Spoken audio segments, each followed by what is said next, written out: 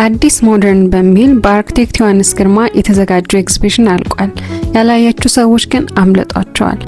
ኤግዚቢሽኑ ላይ አርክቴክቸርና አርት እንዴት አብረው እንደሚሄዱ ያሳየበት ነው። በ1950 የተሰሩ ድንቅ የሆኑ ህንጻዎች፣ የኢትዮጵያ ብሔራዊ ባንክ፣ የኢትዮጵያ ጅቡቲ የምድር ባቡር ድርጅት እንዲሁም ሌሎች ህንጻዎች የተካተቱበት ነበረ። እዚህ ላይ እንደምትመለከቱት በቀይ ባክግራውንድ የተሰሩት እነዚህ ስዕሎች የ1950 ጊዜ የነበሩትን ህንጻዎች የሚያሳዩ ሲሆኑ በጣም የሚገርመው ደግሞ በጊዜው የነበሩ መኪናዎች እንዲሁም የፋሽን ስታይሎችን አንድ ላይ ያካተተ ነበር።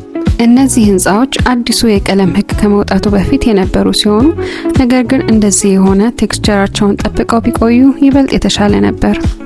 እናንተ ሲን የቀለም ህግ በተመለከተ ምን ምልከታ አላችሁ? እዚህ ጋር የምታያቸው አረንጓዴ ባክግራውንድ ያላቸው ደግሞ ከፕላናቸው ጋር አንድ ላይ ተቀናጅተው የተሰሩ ስራዎች ሲሆኑ በአሁን ጊዜ ያላቸውን መልክ የሚያሳይ ነው። ከዚህም በተጨማሪ በኮሪደር ዴቨሎፕመንት ላይ የተሰሩትን እነዚህ የሚያማምሩ መብራቶችን አንድ ላይ ተካተውበታል። እዚህ ላይ ካያችኋቸው ህንጻዎች የምታደንቁት ህንጻ የትኛው ነው?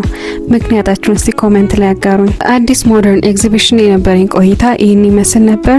ይህን ቪዲዮ ከወደዳችሁት ላይክ እና ፎሎ በማድረግ እንዲሁም አርት ለሚወዱ ወዳጆቻችሁ ይላኩላቸው።